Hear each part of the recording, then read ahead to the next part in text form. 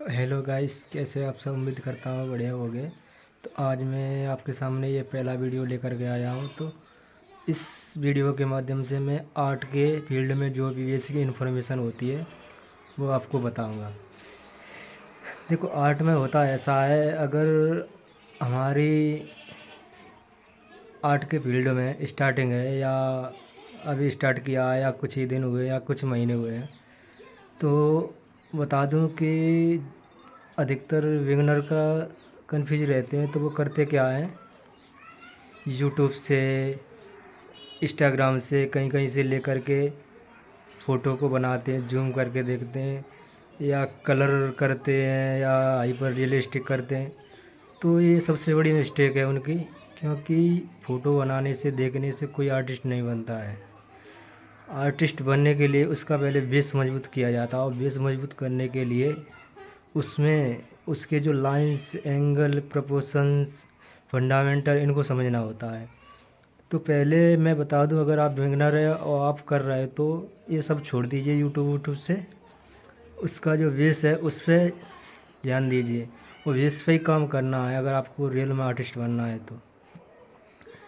क्योंकि जब हम, मान लीजिए फॉर एग्जांपल, जब हम एक बाइक चलाते हैं या कोई भी गाड़ी चलाते हैं, तो पहले गाड़ी के बारे में हमें जानना पड़ता है, क्योंकि क्या गियर होते हैं, क्या क्लच होती है, क्या रेस होती है।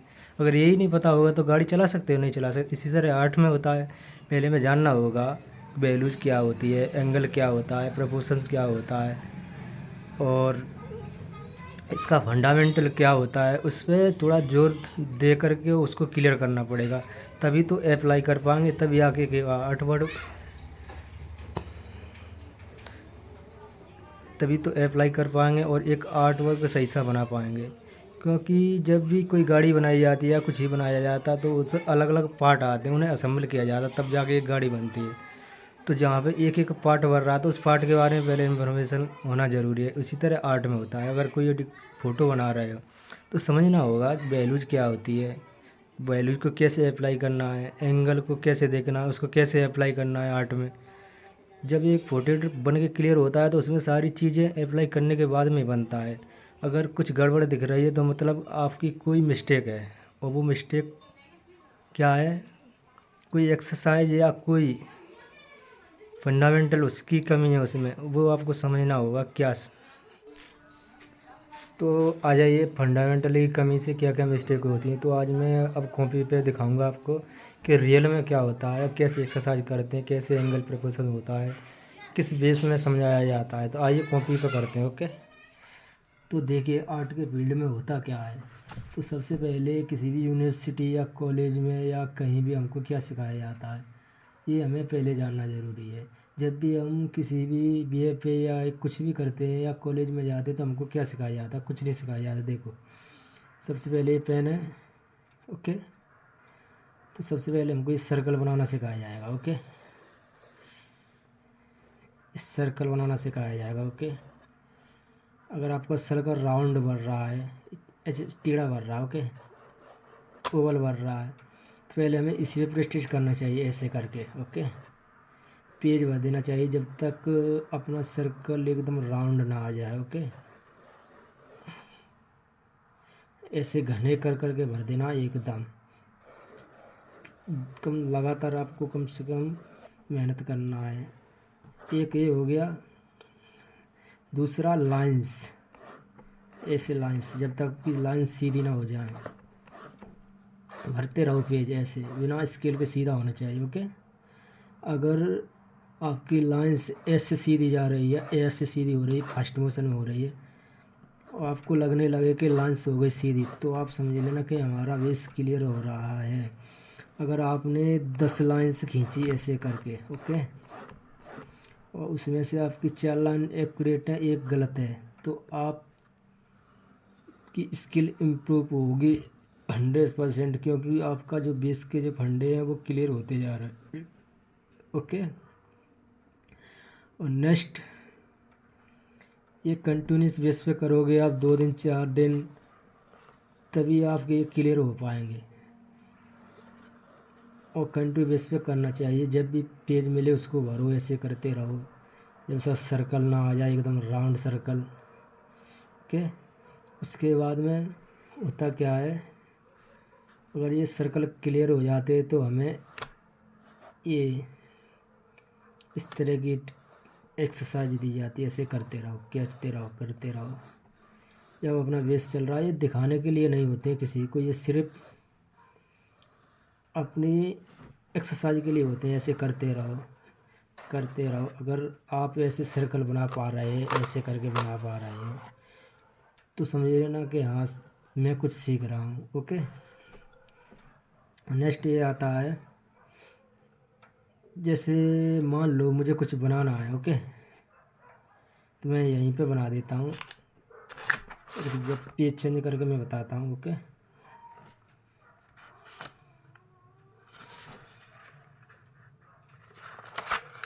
एक पेज आ गया दूसरा, तो इसमें मैं बताऊँगा।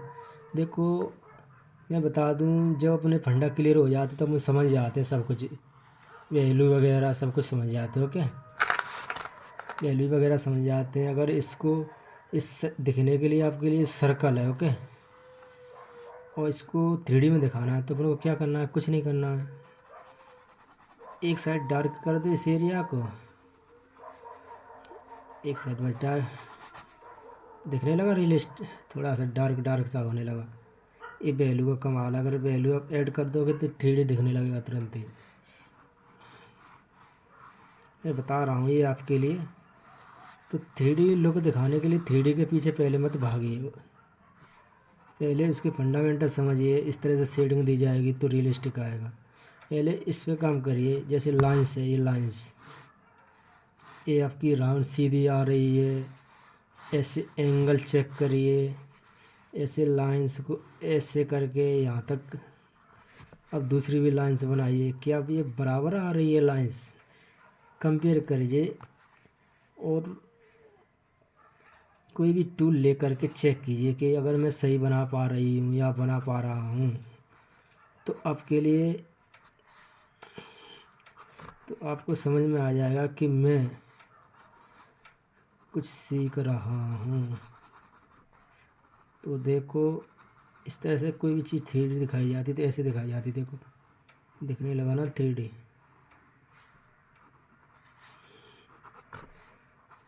हमें 3D के ऊपर नहीं भागना है। ओके, पहले बेस पे काम करना है। बेस क्लियर करने के लिए जैसे लाइंस, कुछ एक्सरसाइज है जो मैं बताऊंगा पिछली लाइन में। ओके, जैसे हमको कोई apple banana. Okay, apple banana है तो एप्पल की शेप कैसी होती है, कुछ इस तरह से होती है ना,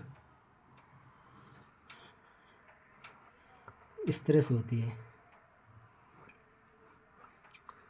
तो एप्पल बनाने के लिए ये तो शेप है ना, तो ये ऐसा नहीं रहेगा। लेकिन जब हम रियलिस्टिक दिखाएंगे इसको, जब शेप को शेप ही दिखाएंगे, तो हमें कुछ अलग करना पड़ता है। ओके, अब अलग करने के लिए शेड देनी पड़ेगी। शेड इस तरह से शेड दूंगे तो रियलिस्टिक दिखने लगेगा ऑटोमेटिकली। जब शेड इस तरह से शेड आएगी तो ओके।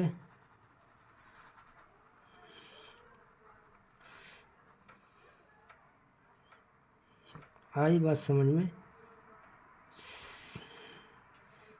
होता कुछ नहीं, सिर्फ रूल समझना होता है। क्योंकि मैं रूलों को एक्सरसाइज को रोज़ाना करता हूँ, तो बहुत अच्छे से तो नहीं, सिर्फ मैं समझ के कौन सी चीज़ कहाँ देनी है उस हिसाब से दे देता हूँ। ओके, अगर रियलिस्टिक और दिखाना, शेडो डाल दो इस तरह से। ओके, और कुछ नहीं करना है। अभी मैं आपको बेसिक बता रहा हूँ दिखाने के लिए कि जब आपके fundamental principle, lines, angle, proportions, जजमेंशन करने की एबिलिटी, और जो भी आर्ट के फील्ड में छोटे छोटे आते हैं उनको सबको क्लियर पहले करना पड़ेगा। उसके बाद आगे आप आर्ट के बारे में सही से जानकारी ले पाएंगे और सही से एक आर्ट बना पाओगे। ओके, किसी भी कलर के पीछे या किसी भी रियलिस्टिक के पीछे अभी आपको नहीं भागना है। अभी सिर्फ आपको सर्कल बनाना सीखना है। लाइंस देखो करते रहो दिन भर कर, दिन नहीं घंटे में दिन में 1 घंटे करते रहो ऐसे, देखो जब तक सीधा ना हो जाए। ऐसे ऐसे करके देखो, आप देख रहे हैं, देखो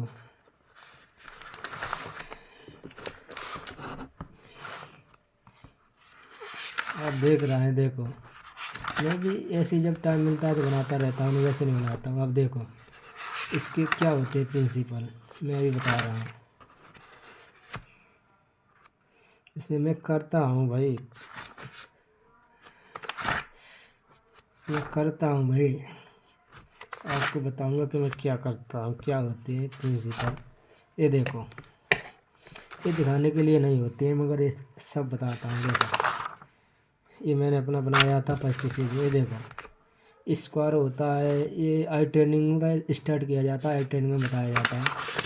ये मैं कुछ ऐसी बनाता रहता हूँ एक्सरसाइज करने के लिए। मैं ये रियलिस्टिक के पीछे नहीं भागता हूँ, पहले ऐसे बना के देखता रहता हूँ, ये बनाता रहता हूँ। तो अभी रियलिस्टिक के पीछे मत भागिए, क्योंकि मैं खुद नहीं भागता हूँ रियलिस्टिक के पीछे। पहले मैं भी बेस क्लियर करने पे लगा हूँ, सही से समझने पे लगा हूँ, वैल्यूज़ को समझने पे लगा हूँ, वैल्यू स्किल क्या होती है उसे। अगर बेस क्लियर है तो वो लाइंस में बताया जाता है, बेस ऐसे एंगल ऐसा प्रोपोर्शन, ना कि आँख है तो आँख नहीं बताई जाती, उसे शेप एक्सरसाइज बोलते हैं। पहले आपको शेप एक्सरसाइज करनी पड़ेगी, इस आई ट्रेनिंग लेनी पड़ेगी। इतने सारे इनके फंडामेंटल क्लियर करने के बाद आप, ये कोई पोर्ट्रेट नहीं है ओके, इससे बढ़िया बढ़िया जो रियल में होते हैं वो पोर्ट्रेट बना पाओगे। आपको थोड़ी मेहनत करनी पड़ेगी, कुछ साल में बस आप सब कुछ सीख जाओगे। तो उम्मीद करता हूँ कि आपको कुछ नॉलेज मिला होगा, और यूट्यूब से वीडियो देख देख के ये बनाना छोड़ करके आपने बेस पे फोकस कीजिए, ताकि अगर बेस क्लियर हो जाएगा तो आप सब कुछ बना सकते हैं।